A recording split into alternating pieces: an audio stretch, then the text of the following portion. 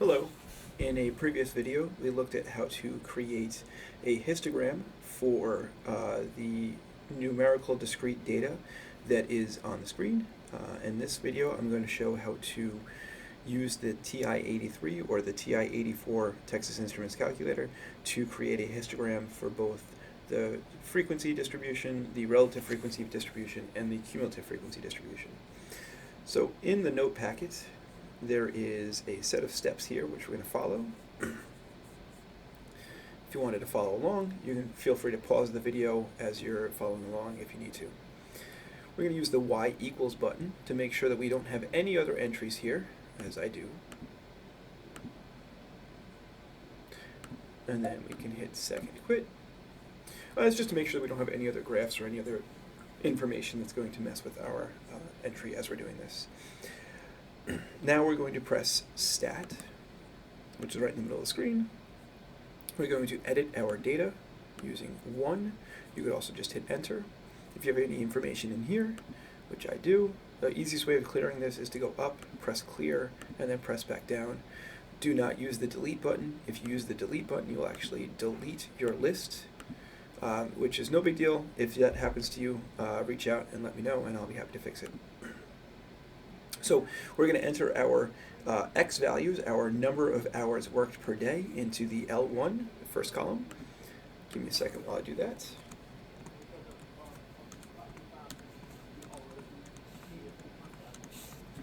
And then we're going to enter our frequencies into L2. So 0 had a frequency of 1, 1 had a frequency of 0, so on.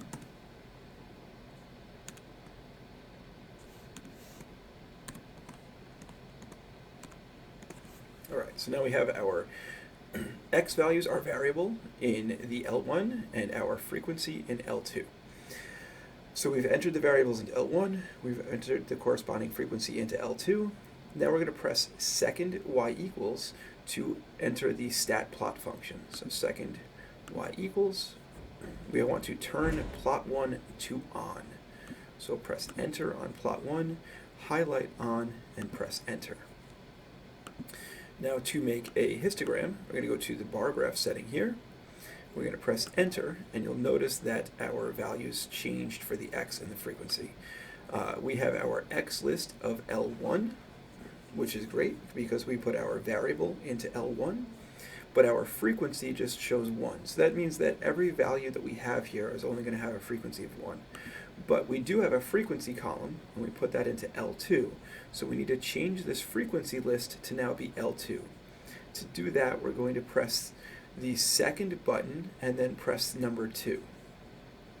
Second 2 will enter in L2 here. So our x list, our variable is L1, our frequency is L2, and now we are done. So if we hit graph, we'd see it. However, our values might not always be in the window that's preset from the calculator. So the easiest way of finding the graph is to press zoom and then zoom stat, number 9. Zoom stat will automatically arrange the window so that our variables will be shown on the graph.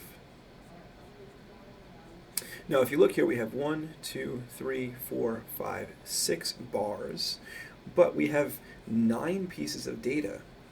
If we look at the graph here, we originally had, when we did this by hand, we originally had 1, 2, 3, 4, 5, 6, 7, 8, 9 bars. So the calculator does a good job, but it's going to kind of generalize this in a way that we don't necessarily want. So we're going to click Window, and you'll see that our minimum and maximum are going to be okay, but our scale is going to be the issue. We're going to turn the scale to 1, and everything else should be able to stay the same. And if we hit Enter or Graph, we'll now see the 9 different bars. So it's a little bit of a trick here. Just remember that I said in the previous videos, I'm never going to make you make me a graph, but here's the steps if you wanted to follow along and do them on your own. We could also, let me slide over here, I'm going to hit screenshot, I'm going to add a screenshot of this to the notes, because I want to compare, the frequency graph to the relative frequency graph. So now if I go to, if I go back to the stat window and click on Edit, I can enter in my relative frequency column here rather than my frequency column, and that will give me a graph that looks not quite as nice. Again, if we go back into window, we just need to change the height of these graphs, as we talked about with the previous histograms that we've created. If we change this to now have a maximum height of even 2 would be fine.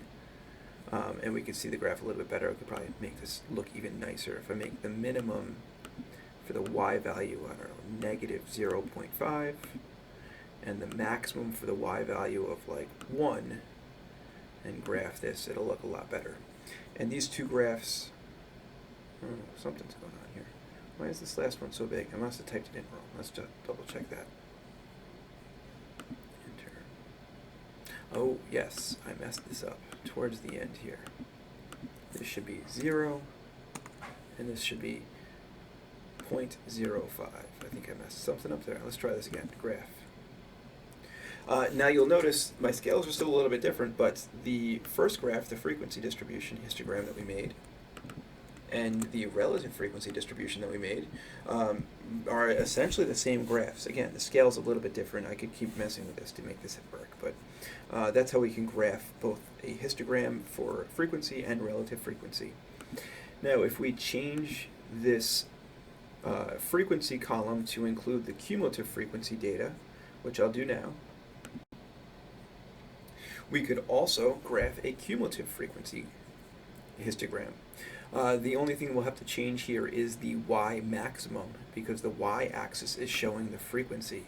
So if we change this y maximum to, let's say 22. Oops, that was the y minimum. I meant to change the y maximum. Negative 0.5. Oh, I'm messing everything up. Clear. Let's make this negative 1 and the y max of 22. When we hit graph, we should see the entire cumulative frequency histogram. So here's how we can use the Texas Instruments calculator to graph histograms. Feel free to reach out if you have any questions. Thanks for watching.